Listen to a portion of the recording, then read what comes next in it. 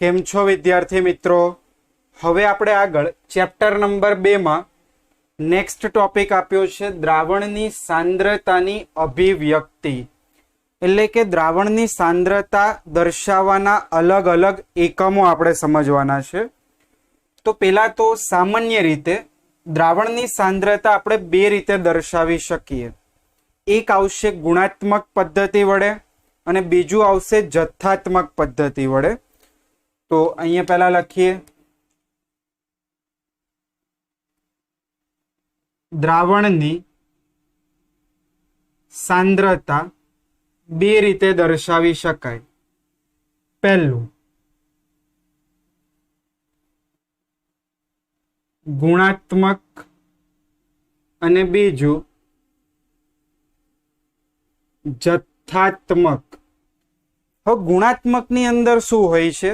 તો સામાન્ય રીતે આપણે કહીએ કે આ દ્રાવણ મંદ દ્રાવણ છે અને આ દ્રાવણ સાંદ્ર દ્રાવણ છે. તો ગુણાત્મકની અંદર બે રીતે આપણે બોલી શકીએ. એક મંદ દ્રાવણ અને બીજું સાંદ્ર દ્રાવણ. હવે આની અંદર આપણને પ્રોબ્લેમ શું થાય છે? તો ધારો કે આપણે કીધું કે મંદ દ્રાવણ, તો કેટલું મંદ છે તે આપણે નક્કી કરી શકતા નથી.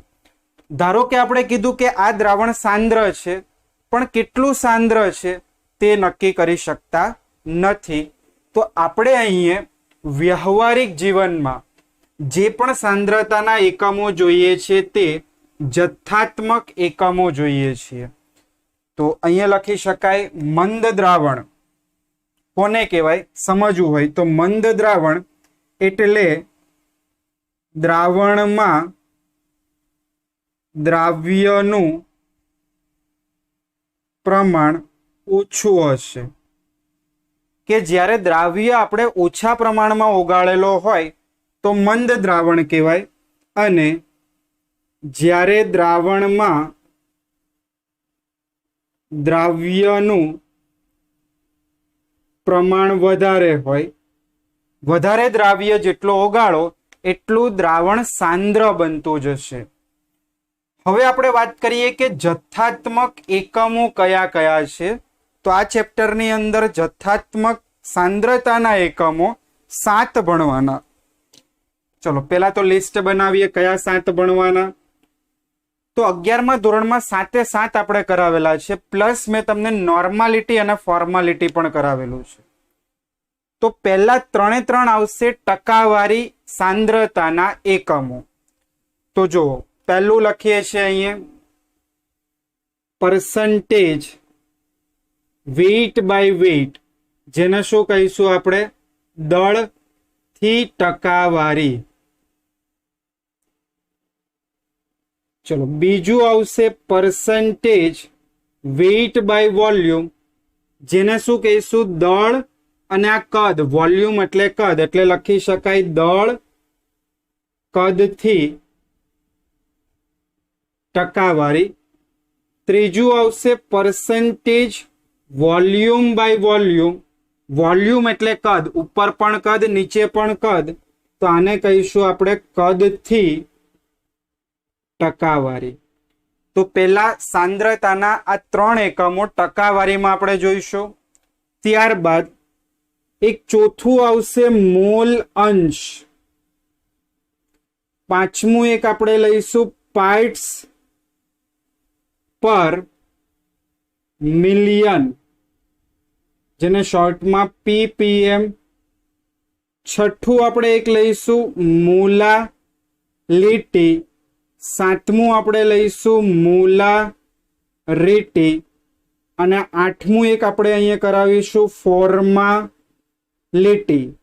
અને એક 9મું કરાવીશું આપણે નોર્માલિટી. આ બંને એક્સ્ટ્રા છે. હવે જુઓ દરેકને દર્શાવવાની રીત. તો મોલ અંશને આપણે x વડે દર્શાવીએ છીએ. મોલાલિટી અહીંયા આવશે સ્મોલ m, મોલારિટી આવે તો કેપિટલ M, ફોર્માલિટી તો કેપિટલ F, નોર્માલિટી તો કેપિટલ N. તો પહેલા તો બેઝિક આપણને સાંદ્રતાનો અહીંયા ચાર્ટ થોડો ખ્યાલ હોવો જોઈએ કે દ્રાવણની સાંદ્રતા બે રીતે અભિવ્યક્ત કરી શકાય છે, ગુણાત્મક રીતે અને જથ્થાત્મક રીતે. ગુણાત્મક રીતે આપણે જોઈએ તો બે ભાગ પાડ્યા, મંદ દ્રાવણ અને સાંદ્ર દ્રાવણ. મંદ દ્રાવણ એટલે શું થશે? તો જો બંનેના ઉદાહરણ સમજાવું કે તમે એક બીકરની અંદર 1 લીટર પાણી ભર્યું છે. આની અંદર પણ આપણે સેમ 1 લીટર પાણી ભરીએ. બે વચ્ચેનો ડિફરન્સ સમજજો. આ પણ 1 લીટર વોટર, 1 લીટર પાણી છે. હવે હું શું કરું છું? આ બીકરની અંદર હું 5 ગ્રામ ખાંડ ઉમેરું છું. અહીંયા જે દ્રાવ્ય છે ખાંડ, તેનો જથ્થો કેટલો છે? 5 ગ્રામ 1 લીટરમાં. જ્યારે આની અંદર હું ખાંડ ઉમેરું છું 50 ગ્રામ ખાંડ. આ દ્રાવ્ય પદાર્થ, જ્યારે આ દ્રાવક છે. તો તમે અહીંયા જોઈ શકો છો કે અહીંયા ખાંડ ઉમેરેલી છે 50 ગ્રામ, અહીંયા ખાંડ ઉમેરેલી છે 5 ગ્રામ. જો દ્રાવ્ય પદાર્થ ઓછો ઓગાળેલો હોય તો દ્રાવણ મંદ બને, અને જો દ્રાવ્ય પદાર્થ વધારે ઓગાળેલો હોય તો દ્રાવણ સાંદ્ર બને છે. તો આ ગુણાત્મક રીત થઈ. હવે આની અંદર આપણે ક્લિયરલી કહી ના શકાય કે આની અંદર આપણે એટલું ઓગાળેલું છે. નોર્મલી આપણે બોલી શકીએ કે આ મંદ દ્રાવણ છે, આ સાંદ્ર દ્રાવણ છે. પણ રોજિંદા જીવનમાં ઘણા બધા ગૂંચવણામાં પેદા થતી હોય છે. કેટલો જથ્થો ઓગાળ્યો એ આપણે કહી શકતા નથી. તો કેટલો જથ્થો ઓગાળ્યો એના માટે આપણે જથ્થાત્મક એકમોનો ઉપયોગ કરીએ છીએ. અને જથ્થાત્મક એકમો અહીંયા મેં તમને 9 જણાવ્યા. ફરીથી રિપીટ કરીએ છીએ. વેઇટ બાય વેઇટ એટલે દળથી ટકાવારી, વેઇટ બાય વોલ્યુમ એટલે દળ કદથી ટકાવારી, વોલ્યુમ બાય વોલ્યુમ એટલે કદથી ટકાવારી, મોલ અંશ x, પાર્ટ્સ પર million ppm, molarity capital M, molality small m, formality capital F અને નોર્માલિટી કેપિટલ N. પહેલા એટલું લખી નાખો. પછી આજના લેક્ચરમાં આપણે આ બધા જ એકમો વિશે અભ્યાસ કરવાનો છે અને દરેકના સૂત્ર જોવાના છે. ખાસ દરેકે સૂત્ર 2 થી 3 વખત લખીને મોઢે કરવા, કારણ કે ખૂબ જ ઇમ્પોર્ટન્ટ છે દાખલાઓ ગણવા માટે અને ચેપ્ટર નંબર 2 આગળ સમજવા માટે. ચલો વિડીયોને પોઝ કરીને લખી નાખો. હવે હું અહીંયા ઇરેઝ કરું છું. હવે આપણે 1 બાય 1 બધા અહીંયા સમજતા જઈએ ઉદાહરણ સાથે અને સૂત્ર પણ લખતા જઈએ. પહેલા આપણે પર્સન્ટેજ ટકાવારી વાળા એકમો લઈ લઈએ 3 3. તો જો પહેલું અહીંયા લખ્યું આપણે પર્સન્ટેજ વેઇટ બાય વેઇટ. આને આપણે કહીશું દળથી ટકાવારી. હવે દળથી ટકાવારી પેલા તો એનું હું સૂત્ર લખું છું. સૂત્ર ઉપરથી તમે એની વ્યાખ્યા ઇઝીલી લખી શકો. ચલો, કોઈ પણ ઘટકના મારે પર્સન્ટેજ વેઇટ બાય વેઇટ શોધવું છે તો પર્સન્ટેજ આના ઉપરથી દરેક વસ્તુ લખી શકાશે. ટકા શોધવા માટે આપણે મલ્ટીપ્લાય શું કરવું પડે? 100. તો અમે મલ્ટીપ્લાય 100 કર્યું. હવે આ વેઇટ ડિવાઇડેડ બાય વેઇટ, તો અહીંયા મેં આ ડિવાઈડ કર્યું. ઉપર પણ વજન આવશે, નીચે પણ વજન આવશે. ઉપર હંમેશા દ્રાવ્યનું જ વજન આવશે. કોઈ પણ સૂત્રમાં જુઓ તમે તો ઉપર હંમેશા આવશે દ્રાવ્યનું વજન અપોન નીચે આપણે આવશે દ્રાવણનું વજન. અહીંયા તમે વજન પણ લખી શકો અથવા દળ પણ લખી શકો. તો અહીંયા દળ પણ લખી શકાય. વેઇટ બાય વેઇટ તો દ્રાવ્યનું દળ અપોન દ્રાવણનું કુલ દળ. અને બંનેના એકમ ખાસ બંને ગ્રામમાં આવશે. તો અહીં બ્રેકેટમાં બંને લખું છું ગ્રામ અને આ ગ્રામ. તો આ થયું પહેલું સૂત્ર. દરેકે સૂત્ર 3 વખત લખી મોઢે કરવા, તો જ આગળના આપણે 1-2 પિરિયડમાં દાખલાઓ ચાલશે, એ સરળતાથી ખ્યાલ આવશે. પરસન્ટેજ W/W, ઉપર પણ દળ, છેદમાં પણ દળ, વેઇટ બાય વેઇટ, બંને ગ્રામમાં. હવે આપણે એની વ્યાખ્યા સમજીએ. તો જો વ્યાખ્યા શું થશે કે જ્યારે 100 ગ્રામ દ્રાવણમાં ઓગાળવામાં આવતા દ્રાવ્યના ગ્રામને પરસન્ટેજ વેઇટ બાય વેઇટ કહીએ છીએ. તમારે શું કરવાનું છે? 100 ગ્રામ દ્રાવણ બનાવવાનું છે અને એની અંદર જે દ્રાવ્યનું દળ તમે ઓગાળો છો તેને આપણે શું કહીએ છીએ? Percentage weight by weight. તો અહીં લખી શકાય 100 ગ્રામ દ્રાવણમાં ઓગાળેલા દ્રાવ્યના દળ ગ્રામને દળથી ટકાવારી કહે છે. તો આ થઈ ગઈ તમારે વ્યાખ્યા. હવે અહીંયા આપણે એની વાત કરીએ. ઉદાહરણ લઈને સમજીએ એક વસ્તુ. આ ઉદાહરણ ખાસ સમજો કે ઉદાહરણ તરીકે મેં આપ્યું છે અહીંયા 10% પરસન્ટેજ વેઇટ બાય વેઇટ એટલે કે દળથી ટકાવારી ગ્લુકોઝનું દ્રાવણ. તો આનું અર્થઘટન કરતા આવડવું જોઈએ. જ્યારે પણ આગળ આપણે દાખલાઓ ગણીશું ત્યારે આવું તમને આપેલું હોય 10% વેઇટ બાય વેઇટ ગ્લુકોઝનું દ્રાવણ, તો આનું અર્થઘટન એવું થશે કે આમાં 10 ગ્રામ જે દ્રાવ્ય પદાર્થ હોય તે હશે, એટલે કે ગ્લુકોઝનું દળ હશે, અને બાકીનું 90 ગ્રામ પાણી થશે, પાણીનું દળ અથવા પાણીનું વજન. ફરીથી રિપીટ કરું છું, 10% વેઇટ બાય વેઇટ ગ્લુકોઝનું, અહીંયા લખીએ આપણે જલીય દ્રાવણ એટલે પાણીમાં બનાવેલું દ્રાવણ. જલીય દ્રાવણ એટલે કે પાણીમાં બનાવેલું દ્રાવણ હોય તો જેટલા પણ ટકા આપ્યા હશે એ દ્રાવ્યના હશે અને બાકીનું તમારે 100 માંથી માઇનસ કરવાનું. આ એટલે 100 - 10 એટલે 90 ગ્રામ હંમેશા દ્રાવક વધશે. અહીંયા લખી દઈએ આ દ્રાવ્ય છે અને આ દ્રાવક છે. જ્યારે બંનેનો સરવાળો કરશો એટલે ટોટલ દ્રાવણનું દળ કેટલું થઈ જશે? 100 ગ્રામ. તો આવી રીતે ઉદાહરણ આપણને ખ્યાલ હોવું જોઈએ. ચલો હવે હું તમને એક ઉદાહરણ આપું કે હું તમને કેવું 5% વેઇટ બાય વેઇટ ખાંડનું જલીય દ્રાવણ. તો એનો અર્થ શું થશે? 5 ગ્રામ ખાંડ અને 95 ગ્રામ પાણી. તો એવી રીતે આપણને ઉદાહરણ સમજમાં આવવું જોઈએ. હવે આપણે વાત કરીશું બીજું. તો બસ આવી જ રીતે સેમ બીજું પણ લખી શકાય. પરસન્ટેજ વોલ્યુમ બાય વોલ્યુમ, જેને આપણે કહીએ છીએ કદથી ટકાવારી.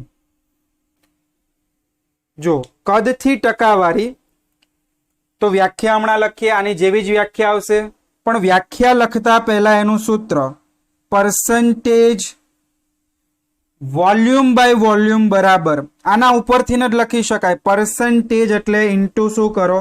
100. ઉપર પણ વોલ્યુમ, નીચે પણ વોલ્યુમ. વોલ્યુમ એટલે કદ. ઉપર કોનું આવશે?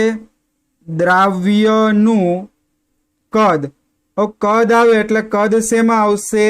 ml માં, મિલીલીટરમાં. છેદમાં શું આવશે? દ્રાવણનું કુલ કદ, એ પણ શેમાં આવશે? મિલીલીટરમાં આવશે. હવે આની વ્યાખ્યા શું થશે? તો અહીંયા ગ્રામની જગ્યાએ તમારે ml કરી દેવાનું.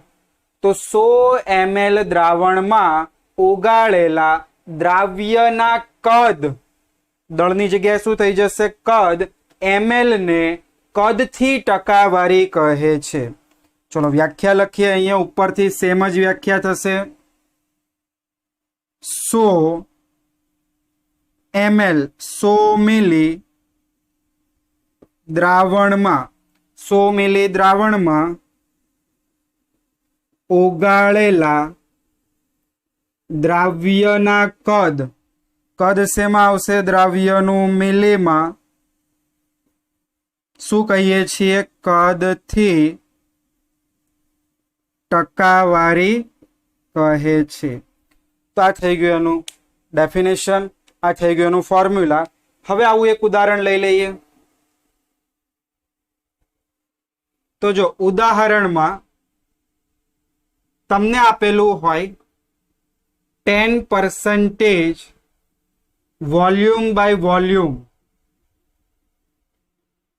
ઇથેનોલનું જલીય દ્રાવણ. તો આનો અર્થ શું થશે? આનો અર્થ એવો થશે કે 10 ml ઇથેનોલને પાણીમાં ઓગાળીને 100 ml દ્રાવણ બનાવ્યું. ફરીથી રિપીટ કરું છું, 10% W/W ઇથેનોલનું જલીય દ્રાવણ, જેનો અર્થ શું થશે? 10 ml ઇથેનોલને પાણીમાં ઓગાળીને 100 ml કુલ દ્રાવણ બનાવવાનું છે. દ્રાવણનું કુલ કદ કેટલું થવું જોઈએ? 100 ml. તો આ થઈ ગયું કદથી ટકાવારી. ત્રીજું હવે આવશે અહીંયા percentage weight by volume, જેને કહી શકાય વેઇટ એટલે દળ, વોલ્યુમ એટલે કદ થી ટકાવારી. હવે જો પહેલા તો આનું સૂત્ર જેવી રીતે આ બંને સૂત્ર બન્યા એવી જ રીતે બનાવી શકાય. percentage weight by volume equals to દ્રાવ્યનું દળ. ચલો દળ શેમાં આવશે? ગ્રામમાં, અપોન દ્રાવણનું કુલ કદ શેમાં આવશે? મિલીમાં, ઇન્ટુ 100. ટકા શોધવા છે એટલે ઇન્ટુ 100. તો અહીંયા થઈ ગયું દ્રાવ્યનું દળ, વેઇટ, દ્રાવણનું કુલ કદ એટલે વોલ્યુમ. દળ હોય તો ગ્રામ, કદ હોય તો ml ઇન્ટુ 100. ચલો હવે આની વ્યાખ્યા શું લખી શકાય? તો વ્યાખ્યા અહીંયા લખી શકાય, દ્રાવણનું કદ છે એટલે તમે શું આવી રીતે બનાવી શકો? 100 ml 100 મિલીલીટર દ્રાવણમાં ઓગાળેલા દ્રાવ્યના દળ ગ્રામને શું કહીએ છીએ? દળ કદથી ટકાવારી કહે છે. હવે અહીંયા મિત્રો સમજો કઈ જગ્યાએ આપણે કોનો ઉપયોગ કરીએ છીએ એ હું લખું છું. તો આ દળ કદથી ટકાવારી જે હોય છે તેનો ઉપયોગ ફાર્મસી ક્ષેત્રે થાય છે. એટલે કે દવાના નિર્માણ વખતે જે દ્રાવણો બનાવવામાં આવે ત્યારે ટકાવારી જે એનો સાંદ્રતાનો એકમ ઉપયોગ થાય છે તે દળથી કદથી ટકાવારી ઉપયોગ થાય છે. અને આ બંને એકમો મોટા ભાગે ઔદ્યોગિક ક્ષેત્રે ઉપયોગ થાય છે. તો આ બંનેનો ઉપયોગ આપણે લખી દઈએ. ઔદ્યોગિક ક્ષેત્રે આનો પણ ઉપયોગ કઈ જગ્યાએ થાય છે? ઔદ્યોગિક ક્ષેત્રે. હવે હું તમને એક વસ્તુ અહીંયા કહીશ કે આપણે 3 એકમો જે ભણ્યા તેમાં તાપમાનની અસર કોના ઉપર થશે અને કોના ઉપર નહીં થાય. તો જો અહીંયા આવ્યું દળથી ટકાવારી, આ છે કદથી ટકાવારી અને આ છે કદથી ટકાવારી. હવે તાપમાનની અસર દળ ઉપર થાય કે કદ ઉપર થાય? તો આને વિચારીએ આપણે. એક એક્સપેરિમેન્ટ કરીએ કે 2 અલગ અલગ પાત્ર લઈએ. એક પાત્રની અંદર હું 100 ગ્રામ પાણી લઉં છું અને બીજા પાત્રની અંદર હું 100 ગ્રામ કોઈ પણ ઘન પદાર્થ લઉં છું. ફરીથી એકમાં પાણી લીધું છે, એકમાં ઘન પદાર્થ લીધું, બંનેને હું બહાર સૂર્યના તડકામાં બહાર મૂકી દઉં છું 45-50 ડિગ્રી સેલ્સિયસ તાપમાને. અમુક કલાકો પછી અવલોકન કરવામાં આવે તો જે તમે પાણી લીધું હશે તે પાણીનું વોલ્યુમ એટલે કે પાણીનું કદ ઘટી ગયું હશે, એટલે એના ઉપર તાપમાનની અસર થાય છે, જ્યારે ઘન પદાર્થ ઉપર તાપમાનની અસર થતી નથી. તો અહીંયા તમારે કહી શકાય કે અહીંયા દળ આવે છે, જ્યારે આ બંને એકમમાં શું આવે છે? કદ. એટલે આ બંને તાપમાનથી સ્વતંત્ર નથી. તાપમાનના ફેરફાર સાથે દળ કદથી ટકાવારી અને કદથી ટકાવારીનું મૂલ્ય બદલાશે, જ્યારે દળથી ટકાવારી તાપમાનથી સ્વતંત્ર હોય છે. તો અહીંયા છેલ્લો પોઈન્ટ લખું છું. આપેલ 3 એકમોમાંથી %W/W જેને કહીશું દળથી ટકાવારી, તે તાપમાનથી સ્વતંત્ર હોય છે.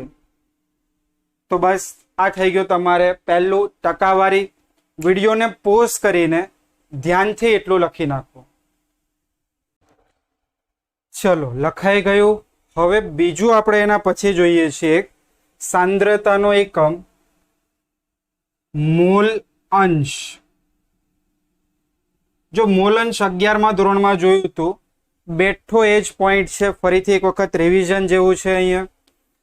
તો પેલા તો મોલ અંશનું આપણે સૂત્ર અહીંયા લખીએ, પછી એની વ્યાખ્યા અહીંયા ઉપર બનાવીએ. ઘટકના મોલ અંશ બરાબર સૂત્ર થશે ઘટકના મોલ ની સંખ્યા અપોન દ્રાવણમાં રહેલા બધા જ ઘટકના કુલ મોલની સંખ્યા.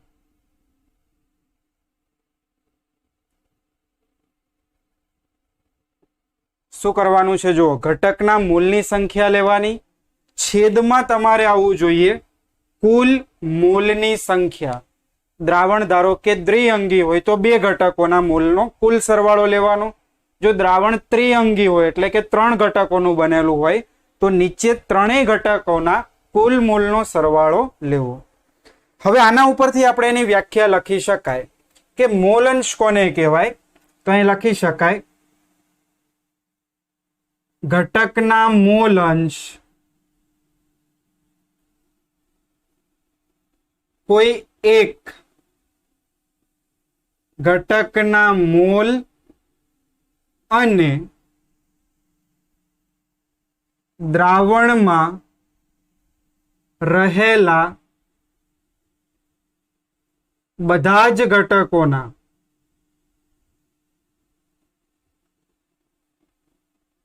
મોલનો સરવાળો નો ગુણોત્તર હોય છે. જો વ્યાખ્યાને સમજીએ કે આના ઉપરથી વ્યાખ્યા બની કે કોઈ પણ ઘટકના મોલ અંશ એટલે શું? ગુણોત્તર એટલે ડિવાઈડ. તો અહીંયા લખ્યું આપણે ગુણોત્તર હોય છે, પણ કોનો કોનો? તો ઘટકના મોલ. તો અહીં લખ્યું કોઈ એક ઘટકના મોલ અને દ્રાવણમાં રહેલા બધા જ ઘટકોના કુલ મોલ. તો અહીં લખ્યું દ્રાવણમાં રહેલા બધા જ ઘટકોના મોલના સરવાળાનો ગુણોત્તર હોય છે.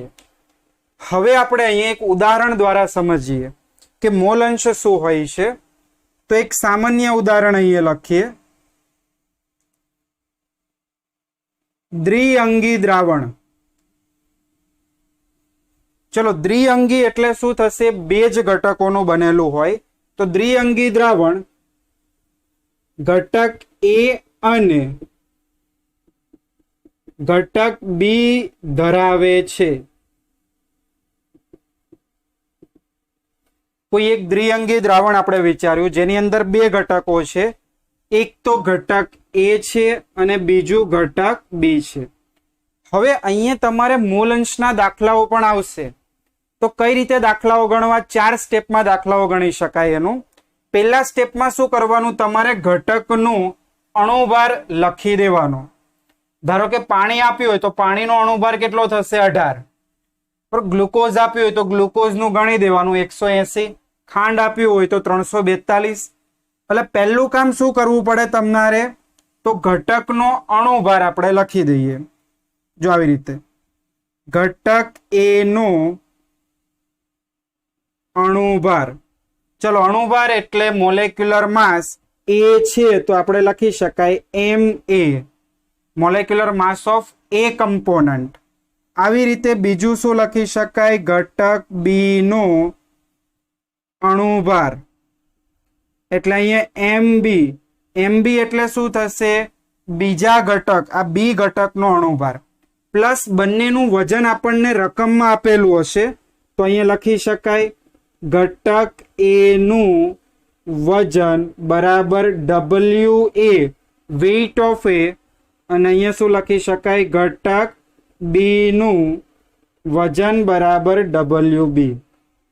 ફરીથી જે પણ દાખલાઓ હશે એમાં બંને ઘટકોનું દળ આપણને આપેલું હશે. અણુભાર આપણે પહેલા શોધવાનો. હવે આ બધા જ ડેટાનો ઉપયોગ કરીને મોલ શોધવાના. તો અહીંયા હું લખું છું નેક્સ્ટ સ્ટેપ. એના પછી શું કરવાનું થશે? ઘટક એ ના મોલ. તો મોલને આપણે દર્શાવીએ છીએ n વડે. ઘટક એ ના છે એટલે Na બરાબર શું થઈ જશે? ઘટક એ ના મોલ. ચલો મોલનું સૂત્ર યાદ કરો.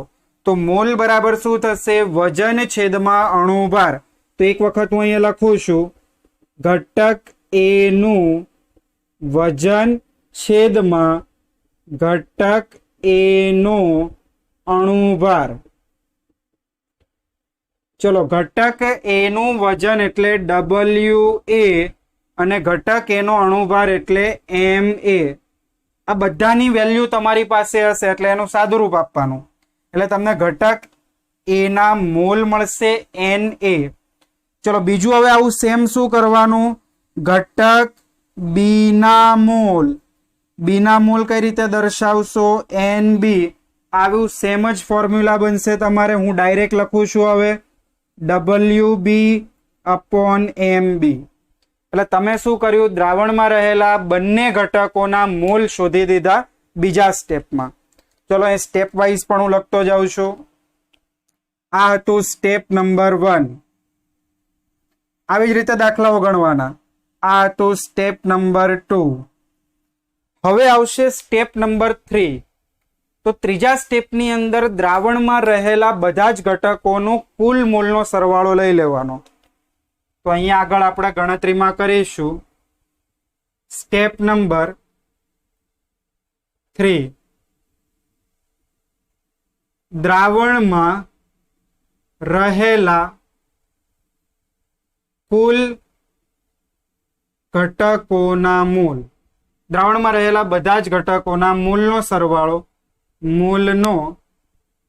સરવાળો. તો જો સરવાળો તમે કરો તો કુલ મોલ કેટલા બનશે? Na વત્તા Nb. Na વત્તા Nb બનશે. અને હવે તમારે સ્ટેપ નંબર 4 અહીંયા આવશે. તો અહીંયા લખી દીધું સ્ટેપ નંબર 4. સ્ટેપ નંબર 4 માં શું કરવાનું?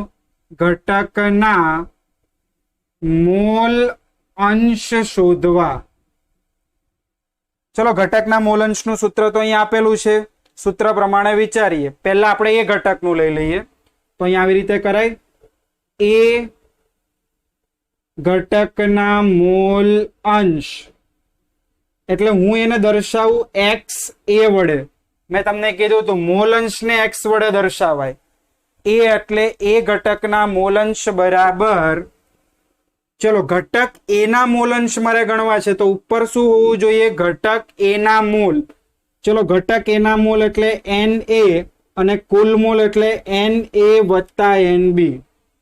ચલો આવી જ રીતે શું આવશે? બી ઘટકના મોલ અંશ તો બી ઘટકના મોલ અંશને XB વડે દર્શાવાય. શું લખાય?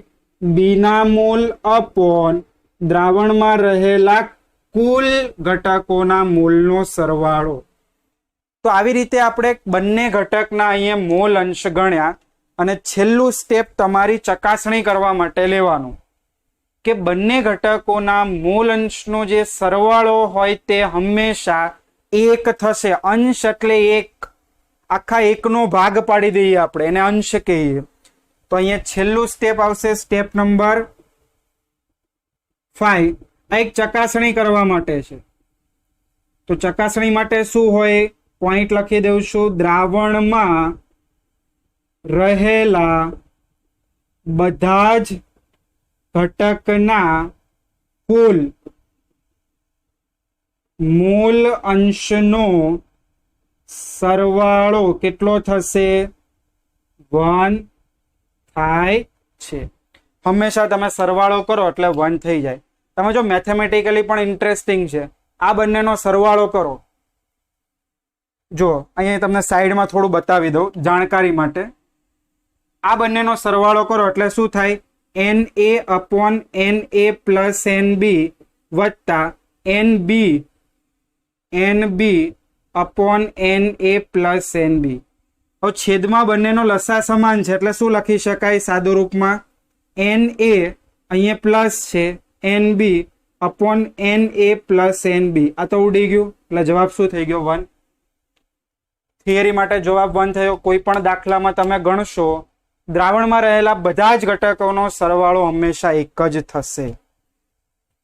તો આ હતું વિદ્યાર્થી મિત્રો મોલ અંશ. ફરીથી મોલ અંશનું રિવિઝન કરીએ તો મોલ અંશ શું છે? તો મોલ અંશની પહેલા તો વ્યાખ્યા સમજતા પહેલા મોલ અંશને દર્શાવાય છે x વડે. હવે એની વ્યાખ્યા કે કોઈ પણ ઘટકનું મોલ અંશ બરાબર ઘટકના મોલ અને દ્રાવણમાં રહેલા બધા જ ઘટકોના કુલ મોલનો સરવાળાનો ગુણોત્તરને આપણે શું કહીએ છીએ? મોલ અંશ. પછી એનું સૂત્ર આપી દીધું. એક સામાન્ય દ્વિઅંગી દ્રાવણ લીધું જેમાં 2 ઘટકો હતા. બંનેનું વજન આપેલું હોય. બંનેનો અણુભાર શોધવાનું પહેલા સ્ટેપમાં. બીજા સ્ટેપમાં મોલ શોધવાના. જો આવી રીતે લખી શકાય. સ્ટેપ નંબર 2 મોલ શોધવા. સ્ટેપ નંબર 1 માં શું કર્યું આપણે? અણુભાર શોધવો. સ્ટેપ નંબર 3 ની અંદર શું કર્યું? કુલ મોલ શોધવા અથવા કુલ મોલ ગણવા. કુલ મોલની અંદર શું કરવાનું? આ બંનેનો સરવાળો કરી દેવાનો. ધારો કે આના 5 મોલ મળ્યા હોય, આના 3 મળ્યા હોય, તો દ્રાવણમાં રહેલા કુલ મોલનો સરવાળો કેટલો થાય? 5 ને 3 8. પછી ઘટકોના મોલ અંશ શોધી દેવા અને છેલ્લે ચેક કરી લેવું. આ લખવાનું ના હોય, ખાલી ચેક કરવા માટે કે જે પણ આન્સર તમને મળતો હોય એનો ટોટલ સરવાળો કેટલો થવો જોઈએ? 1. તો ફરીથી આપ દરેક વસ્તુ નોટ કરી લ્યો.